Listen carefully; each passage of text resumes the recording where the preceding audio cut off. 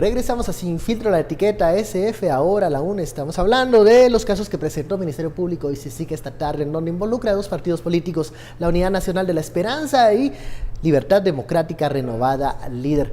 Y bueno, señalan a los que fueron en su momento secretarios generales de esas agrupaciones, que son los ahora diputados Roberto Villate y también el diputado Orlando Blanco.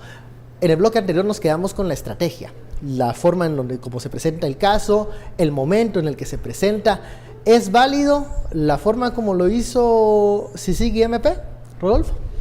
Miren, yo no me atrevería a valorarlo. Lo que sí creo es que esta presentación de estos casos no estaba prevista hace 2 o 3 días. Evidentemente es un movimiento político que manda un mensaje muy claro. Y es que... Si hay un somatón de mesa. Totalmente. Esto es comunicacional 100%. Los casos están ahí, pero si te das cuenta tampoco son casos que estén terminados de armar. Sí se diferencian, por ejemplo, caso corrupción y construcción, cooptación del Estado. Totalmente, incluso la investigación del líder va muchísimo más avanzada. En el caso de la UNE, lo que tenían de referencia eran las transacciones con una empresa de renta de helicópteros, pero no tenían más que eso. Es decir, seguramente hay mucho más, pero construido al día de hoy tienen eso. Claro que es suficiente para iniciar un caso, sin duda. Y para enviar un mensaje. Y para enviar un mensaje aún más. Y el mensaje es, estoy de acuerdo contigo, es decirle, ok, vamos a empezar con la UNE y con líder, pero estamos claros que el próximo paso es presentar una investigación con el FSL. Y no solo eso, si hay algo en la narrativa que favorece, que me perjudica a mí, que me debilita a mí, es esta idea de que yo no persigo a UNE, y eso me lo quito de un plumazo. Totalmente. Entonces automáticamente me convierto en la figura fuerte, y sinceramente CICIG es digamos, es una fuerza formidable al lado de Jimmy Morales. O sea, no es un vendaval. Sí. No, hombre, corre riesgos. Todo esto son jugadas riesgosos. Esto en términos de ver cómo se está operando políticamente, es interesantísimo. Es un ajedrez. Es un ajedrez, pero no solo eso, lo que hace. Porque un ajedrez puede tener sus jugadas, digamos, de transición. Estos son 3 jaque mates seguidos de cada uno de los jugadores. O sea, estos son jugadas muy arriesgadas de un lado y de otro. La jugada de Jimmy es espectacularmente arriesgada. Y CICIG dice, vas a jugar así. Vas a elevar el nivel de la apuesta. Yo voy a jugar, digamos, voy a dar un golpe encima de la mesa. La gente, como decíamos en la mañana, estaba diciendo, bueno, va a dar un golpe en la mesa, va a ir detrás directamente de Jimmy Morales, y aquí ya se va a montar una batalla campal, pero no hace eso. Se va detrás de 2 partidos que son los con los que Jimmy Morales compite en las elecciones y que en principio no tienen absolutamente nada que ver con Jimmy Morales. Pero que han servido en la narrativa. Pero ahora la jugada le toca al presidente y le llega el turno a mover la pieza de este lado, y aquí vamos a tener que ponerle mucho ojo a lo que pasa en el Congreso. Porque yo no creo que el presidente Morales se hubiera atrevido a levantar el nivel de su apuesta si él no sintiera que tiene apoyo del Congreso, porque esto es casi irremediable. Esto va a llegar con la solicitud de un antejuicio al Congreso de la República. Al Congreso de la República. Y aquí hay solo 2 escenarios: o el Congreso declara con lugar antejuicio, y eso significaría una condena anticipada para Evo Morales y la salida de la presidencia, una crisis de gobernanza, o lo respalda. De cualquier manera se va a generar una crisis. No sé cuál es mejor o peor, porque al final la crisis es igualmente mala. Se puede salvar tipo Michel Temer, que lo apoyen finalmente, digamos, en el Parlamento. Hay que ver cuál es, sobre todo...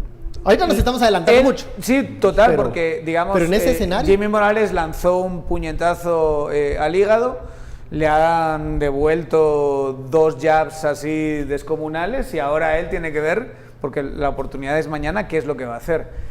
Si recula y si de repente llega con el secretario general de Naciones Unidas y le dice, no, estoy preocupado por el crimen organizado, y le empieza a hablar así como de eso cosas... Eso sería lo que decía Rodolfo, bajar el nivel. No, totalmente. A eso me refería. Digamos, tener una reunión de esas que el secretario se quede diciendo, bueno, ¿y para qué vino? Muy bien. Esto me lo mandan en un mail y estamos todos perfectos. Y se lo manda un mail a alguien que es como de segundo o tercer rango.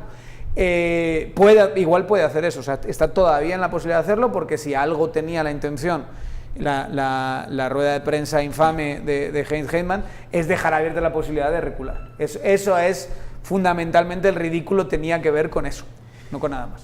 Pero ahora el problema es que la CICIG no puede recular. No, la CICIG ya tiene investigaciones montadas y ya las anunció y tiene que terminarlas y tiene que mostrarle a la población que hay resultados. Y eso involucra irreversiblemente al presidente. O sea, el presidente regresa de ese viaje de Estados Unidos con el escenario de que me están investigando, posiblemente presenten algo contra mí, porque ya lo han anunciado, ya lo han adelantado en el Ministerio Público. Esa es otra cosa, que mucha gente está viendo que la jugada de CICIG es una reacción frente a la jugada de Jimmy Morales, y a lo mejor hay que plantear que la jugada de Jimmy Morales es una reacción frente a conocer que había un caso directo de financiamiento que podía atacar al presidente, y como bien dijo Filipe aquí ayer, le empiezan a decir al oído todos estos asesores muy mediocres que tiene alrededor, le empiezan a decir al oído, ay, te van a atacar, es la única salida, no sé qué, le ponen en un estado de paranoia y de aislamiento muy importante y le tiran a los leones, básicamente, que es lo que ha pasado. Y es que a eso me refería cuando yo creo que el presidente está llegando a un nivel de angustia muy grande. Es porque él sabe el camino que llevan las investigaciones y yo estoy de acuerdo igualmente en esto. Yo lo que creo es que el presidente reacciona de esa manera, con angustia, y sube el nivel de su reacción porque sabe que hay algo. Al último nivel, sí. Porque ya no tiene otro medio de defensa. ¿Cómo se va a defender ante denuncias documentadas con análisis financiero que establecen que entró dinero de procedencia anónima al partido, que se utilizó para una campaña, que posiblemente él no se lo gastó, posiblemente él no lo tiene, posiblemente está en las manos de alguien más, pero la responsabilidad formal era de él en su calidad de secretario general? Exacto. Y es consistente con a quien están pidiéndole el antejuicio. A excepción del Partido Patriota, porque en los casos de cooptación del Estado del año pasado, que se procesaron empresarios por financiamiento, también se esperaba que se procesara al partido, a las autoridades del partido, y hasta aquí no los han tocado. Yo me estoy refiriendo a quién está acusando en esta rueda de prensa, en este caso concreto. Sí. Ahí tenemos la foto detrás de Ben de estos dos, que son los que eran secretarios generales en ese momento del partido. Y había muchas preguntas en redes sociales de por qué no se tocaba a Manuel Valdizón y a Sandra Torres, que eran quienes, bueno, como candidatos presidenciales, eran quienes recolectaban o captaban los fondos finalmente de la agrupación política, porque eran la imagen del partido, el posible presidente o presidenta. Aquí hay que hablar un poco de la figura de secretario general, lo mencionaba Rodolfo, que es como un representante legal, digamos, de la agrupación política, y él es el responsable de esos fondos que llegan al partido. Y aunque uno haya estado en la Secretaría General por 1 o 2 semanas, y ahí se registró ese movimiento, uno es el responsable. Y por eso tenemos a estas dos personas ahí con esos... De hecho, la que le ha pasado la bala así rozando es a Sandra Torres. Y mi pregunta es, si estas investigaciones se profundizan, porque estos son solicitudes de antejuicio, ¿podrían llegar a tocar a los candidatos presidenciales de estas agrupaciones? Totalmente. El derecho penal lo que persigue es a quien está en control del hecho. Digamos que ahorita lo que tenemos son investigaciones preliminares, y entonces a primera vista el representante legal es el representante, hay una responsabilidad formal, pero el derecho penal es más profundo que eso. Las investigaciones van a establecer quiénes hicieron los contactos, quiénes se quedaron con la plata, en qué la gastaron, y definitivamente puede llegar. Y aquí está lo que hablábamos antes, que es para mí la legítima, perfectamente legítima decisión estratégica de cómo perseguir penalmente.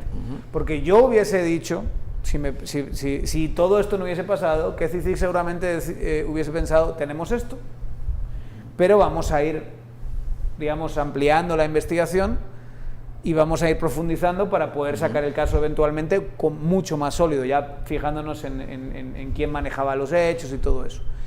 Pero opta por sacarlo ahora y ver qué pasa, precisamente por el contexto. O sea, los tiempos son algo que se maneja en todos los países por parte de fiscalías, teniendo en cuenta una estrategia donde hay, obviamente, elementos políticos metidos. Eso pasa en todos los países del mundo y no hay otra opción. Tienes que tener, sobre todo cuando estás hablando de una fiscalía que tiene un contenido político importante y que tiene una exposición política importante, tienes que tener en cuenta una estrategia política. Estrategia política no es mala palabra. Que le ha faltado a CICIG en momentos, ¿no? Y no es lo mismo politización. Para mí CICIG y MP en algunos momentos han sido torpes políticamente.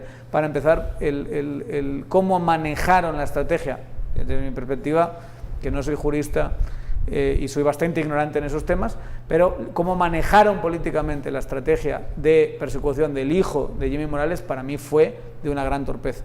Fue un gran error lo que hicieron. En cambio ahora lo han hecho francamente bien. Y ese error de haber manejado de esa forma el proceso penal del hijo y el hermano del presidente es posiblemente lo que nos tenga ahora en este embrollo.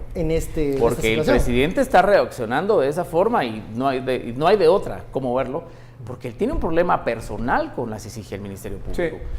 Y que empezó ahí. Y tuvo un problema personal que no supo separar. Yo estoy convencido de eso. Totalmente, no lo supo separar. Y en ningún momento como que no llegaron a limar esas asperezas tanto el presidente como el que tiene que ver con ese manejo político. Y una vez más, seguramente ahí nos vamos a encontrar fallos de las dos partes. En cuanto a estrategia política, incluso en cuanto a, especialmente creo yo de parte del presidente, en cuanto a madurez a la hora de tratar todos estos temas. Pero bueno, una vez que estamos aquí, ya la pelea está en curso y es muy difícil. Estos trenes están en movimiento, digamos. Sí, esto ya está.